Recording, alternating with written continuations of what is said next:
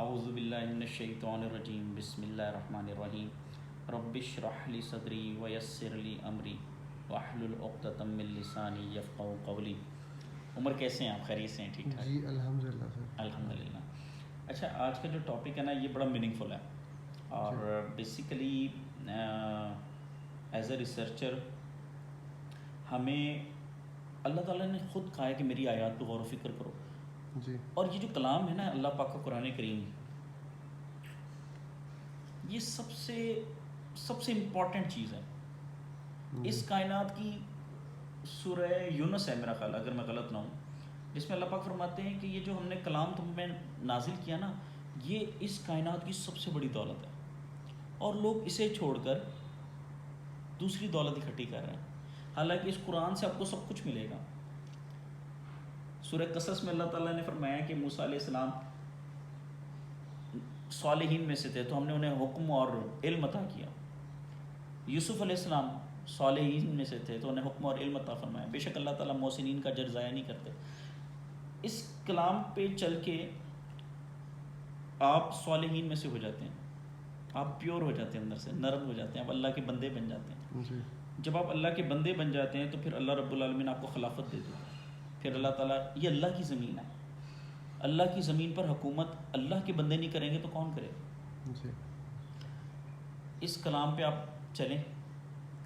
اللہ رب العالمین نے اسی کلام کے ذریعے سے حکومتیں دی ہیں. اللہ تعالیٰ نے مختلف انبیاء کو مختلف قرآن دیا اور ہمارے نبی کو یہ قرآن دیا. جی. اب اللہ تعالیٰ فرماتے ہیں کہ اس امت کے لیے یہی قرآن ہے، اور یہ اتنا خوبصورت کلام ہے کہ اسی قرآن نے پچھلی کتابوں کی بھی تصدیق کی ہے. جی. انجیل، توریت، زبور، پچھلی امتوں کی تصدیق کی ہے. پچھلی امتوں میں جو نیکوکار تھے ان کو عزت دی ہے اس قرآن نے. اس میں سورہ الصافات ہے، اس میں اللہ تعالیٰ نے فرمایا ہے کہ نوح علیہ السلام کو ہم نے سچی ناموری دی اور ہم محسنین کو ایسے ہی اجر دیتے ہیں. ابراہیم کو ہم نے سچی ناموری دی اور ہم محسنین کو ایسے ہی اجر دیتے ہیں، اور ان کو آنے والی نسلوں میں ان کو باعزت بنایا. قیامت تک کوئی بھی شخص آئے گا اور اگر وہ ایمان والا ہے وہ نوح علیہ السلام کی عزت کرے گا. قیامت تک کوئی بھی شخص ایمان والا آئے گا وہ ابراہیم علیہ السلام کی عزت کرے گا. ایکچولی میں آج پڑھا رہا تھا اسٹوڈنٹس کو qualitative characteristics of financial information. جی. اور اس میں جب آپ IAS+.com پہ جاتے ہیں تو وہاں پہ IAS بھی فریم ورک ہے. یہ میری باتوں کو ریسرچر اچھی طرح سے سمجھ رہے ہوں گے جو اکاؤنٹنگ اینڈ فائنینس کو جانتے ہیں. تو انٹرنیشنل اکاؤنٹنگ اسٹینڈرڈ بورڈ ہے، انہوں نے ایک فریم ورک بنایا ہوا ہے اور انہوں نے بتایا ہے ریسرچ کے ذریعے. انہوں نے کیا کیا کہ انہوں نے جو فارچون 500 کمپنیز ہیں ان کی فائنینشیل اسٹیٹمنٹس لیں اور اس میں سے کچھ انہوں نے پوائنٹس نکالے ہیں. اور اب وہ کہتے ہیں کہ اگر کوئی بھی فائنینشیل اسٹیٹمنٹ بنائے گا تو اس کے اندر یہ کوالٹیٹیو کریکٹرسٹکس ہونے چاہیے. جی. تو ٹاپک ہے qualitative characteristics of useful financial information. جی. تو میں جب وہ پڑھا رہا تھا تو میں نے کہا کہ کوالٹیٹیو کریکٹرسٹکس نکالیں، وہ میں قرآن پاک پہ اپلائی کر کے بتا رہا ہوں. کیونکہ وہ یہ کہتے ہیں کہ اگر یہ کوالٹیٹیو کریکٹرسٹکس فائنینشیل انفارمیشن میں ہوگی جی. تو وہ فائنینشیل اسٹیٹمنٹس ڈیسیجن میکنگ کے لیے یوزفل بھی ہیں. جی. تو ہم دیکھیں گے کہ اب دیکھیں اس قرآن کے بیس پر ہم نے کیا ڈیسیجن لینا. عمر آپ بتائیں. ابھی ہم کیا دیکھ رہے ہیں؟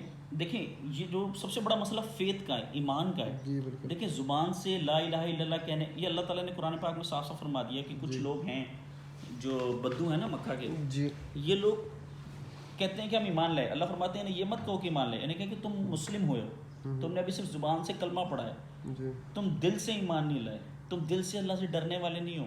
جی. ایمان اس طرح سے لے کے آؤ جس طرح سے اس کتاب میں ذکر ہے، جس طرح سے پچھلی انبیاء اور ان کے امت ایمان لائیں ویسے ہی ایمان لاؤ. ٹھیک ہے. تو ہم نے یہ دیکھنا ہے کہ یہ جو قرآن ہے، کیونکہ میجورٹی لوگ یہ سمجھ بیٹھی ہے کہ یہ استغفر اللہ یہ اتنی یوزفل کتاب نہیں ہے، یہ اتنی امپورٹنٹ کتاب نہیں ہے. اس کے علاوہ بھی بہت سے امپورٹنٹ ایشوز ہیں، لیکن عمر یقین مانیے اس سے بڑا کوئی امپورٹنٹ ایشو نہیں ہے. باقی سارے ایشوز پینڈنگ میں ڈالے جا سکتے ہیں.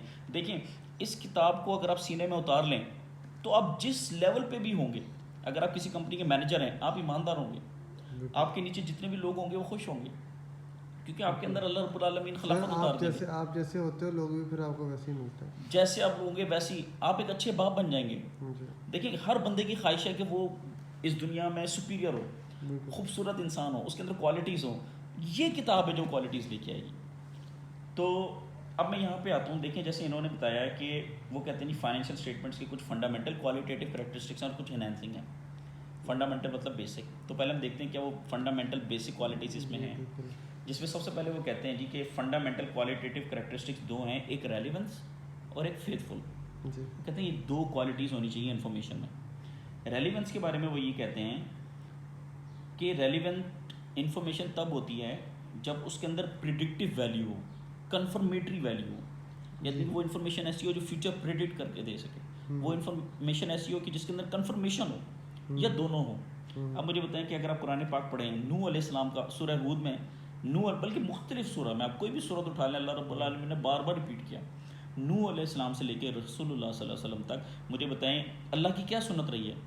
اللہ کی سنت یہ رہی ہے کہ اللہ پہ اور اللہ کے انبیاء پر جو ایمان لائے اللہ نے ان کو بچا لیا, ان کو عزتیں دی, انہی کی نسلوں کو آگے جاری رکھا, اور جو اللہ اور اس کے رسول پر ایمان نہیں لاتے تھے ان کو تباہ برباد کر دیا.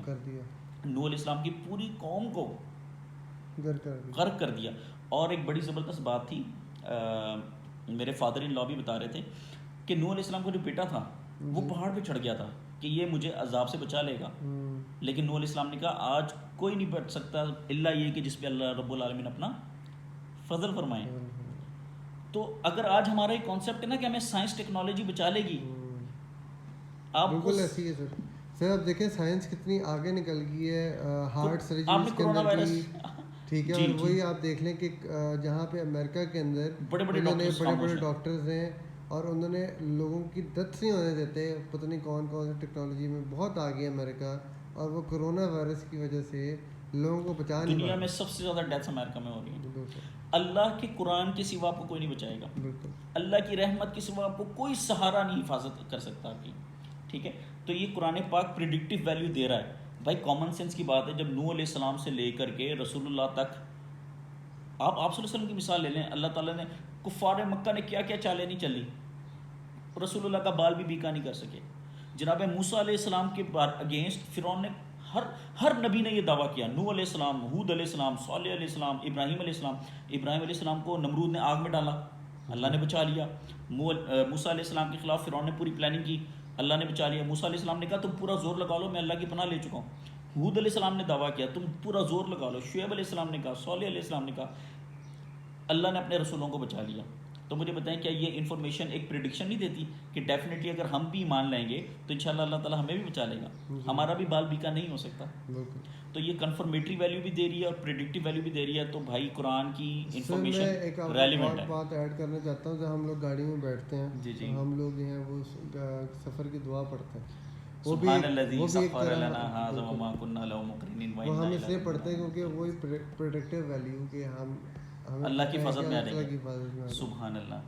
اور آپ دیکھیں نا کہ یہ جو سواریاں تھیں, آپ کے کوشچن کو میں آگے لے کے چل رہا ہوں. دیکھیں پرانے لوگ گھوڑوں پہ سفر کرتے تھے.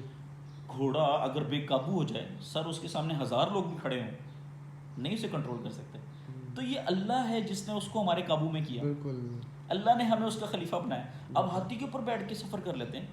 اب مجھے پتہ ہے لاکھوں لوگ کھڑے ہو جائیں, ایک ہاتھی, اب ہاتھی تو بڑی دور کے بعد, ایک بکرا اگر پاگل ہو جائے جیسے ہم کہتے ہیں, آپ اسے کنٹرول نہیں کر سکتے. یہ بقرہ عید میں آپ دیکھتے نہیں, یہ بیل جب مچھر جاتے ہیں تو کون ان کو پکڑتا ہے؟ تو یہ اللہ رب العالمین کے حکم سے ہمارے قابو میں ہے, تو ہم اس رب کا شکر کیوں نہ ادا کریں. تو عمر ایک تو بات یہ ہوگی کہ یہ قرآن کی انفارمیشن ریلیونٹ ہے. اچھا آگے وہ کہتے ہیں کہ فائنینشیل اسٹیٹمنٹ پہ اگر آپ نے ڈیسیژن لینا ہے اور وہ یوزفل ہو تو اس میں اس کا ایک پرنسپل ہے مٹیریلٹی, جو ریلیونس سے ریلیٹڈ ہے. وہ یہ کہتے ہیں انگریز لوگ, I S P frame work والے یہ کہتے ہیں, وہ یہ کہتے ہیں کہ مٹیریلٹی کا مطلب یہ ہے کہ ہر وہ انفارمیشن ڈسکلوز کریں جو ڈیسیژن میکنگ کے لیے امپورٹنٹ ہے. امٹیریل کو بے شک چھوڑ دیں آپ.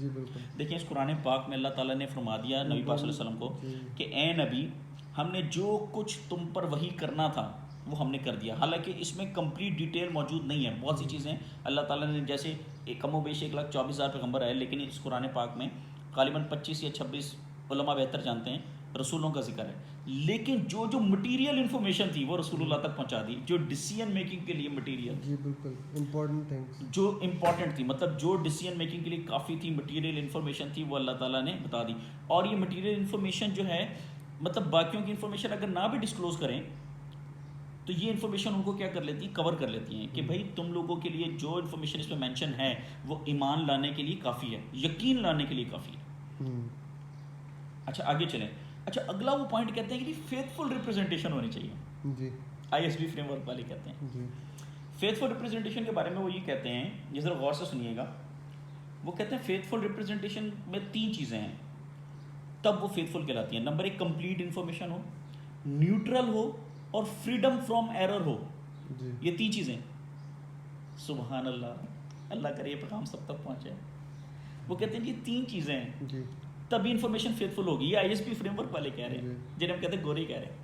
ایک وہ کہتے ہیں جی کمپلیٹ انفارمیشن ہو تبھی وہ فیتھفل ہوتی ہے, نیوٹرل ہو تبھی وہ فیتھفل ہوتی ہے, اور فریڈم فرام ایرر ہو تبھی وہ فیتھفل ہوتی ہے.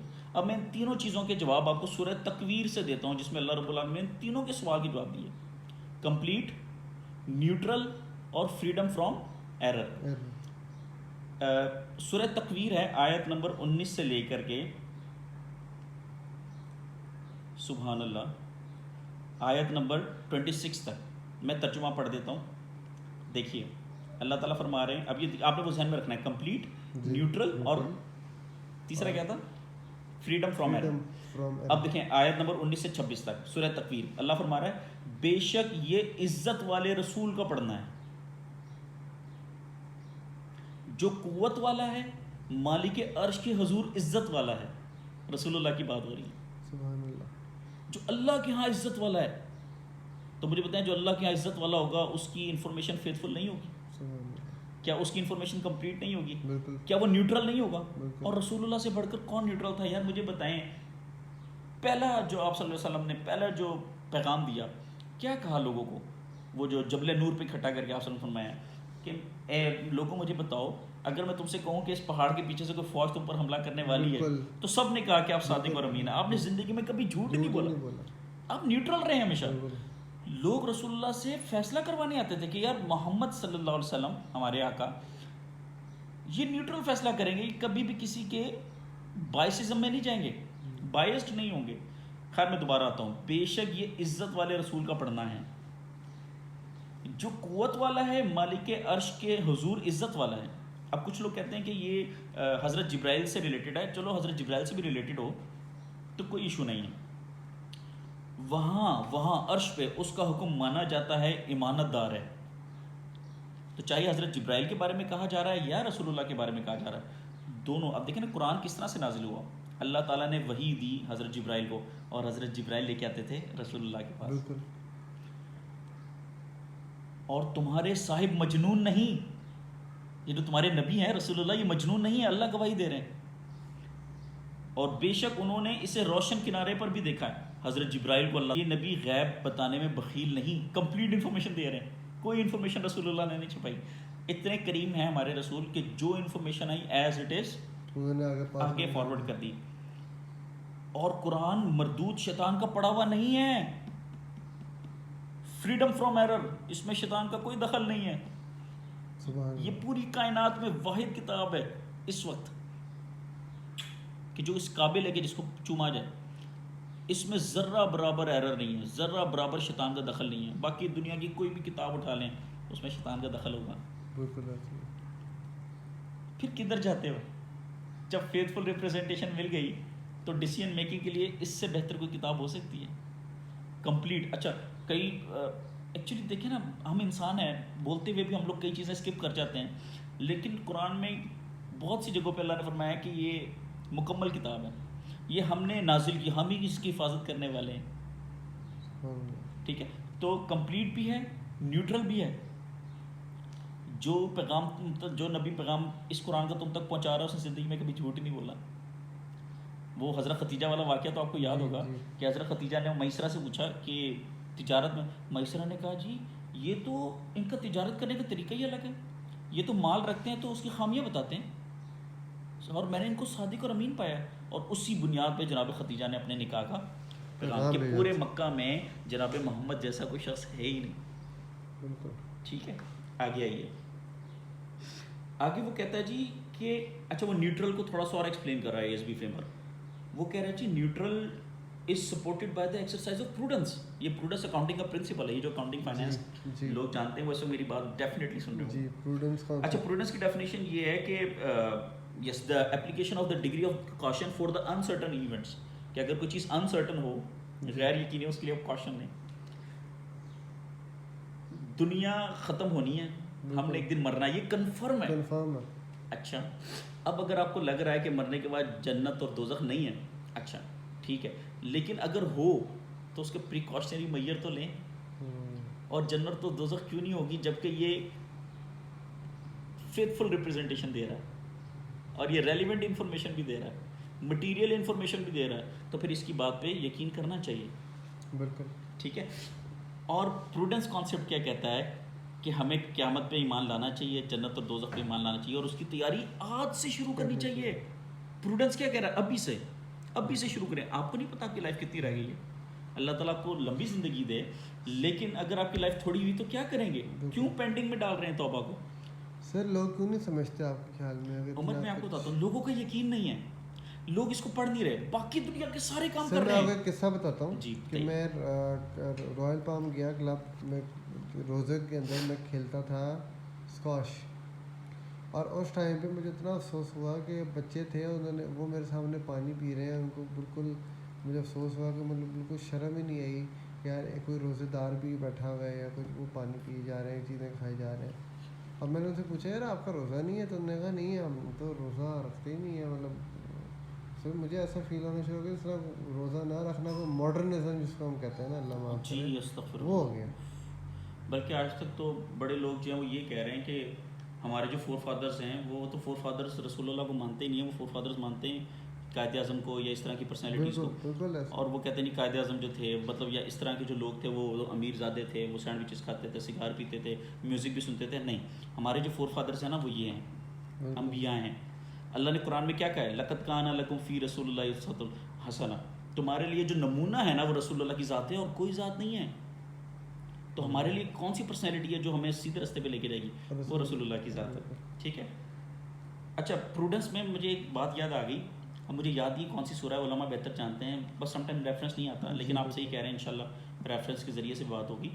لیکن اس میں ایک پوائنٹ تھا جس میں اللہ نے آپ صلی اللہ علیہ وسلم کو کہا کہ اے نبی نے کہو کہ اگر میں غلط بیانی کر رہا ہوں تو اس کا وبال مجھ پہ ہی ہے, لیکن سوچو اگر میں سچ کہہ رہا ہوں تو جس قیامت کا تم انکار کر رہے ہو, جس جہنم کا تم انکار کر رہے ہو, اس سے تمہیں کون بچائے گا. اور یہ چیز کنفرم ہے. اب آپ خود مجھے بتائیں کامن سینس کی بات, ایک طرف رسول اللہ کھڑے ہیں, ایک طرف منکر کھڑے ہیں, کون سچا ہے؟ رسول اللہ سچے, کیونکہ اوپر سارے کریکٹرسٹکس پورے ہو رہے ہیں, بالکل ریلیونٹ بھی ہیں, فیتھفل ریپرزینٹیٹیو بھی ہیں.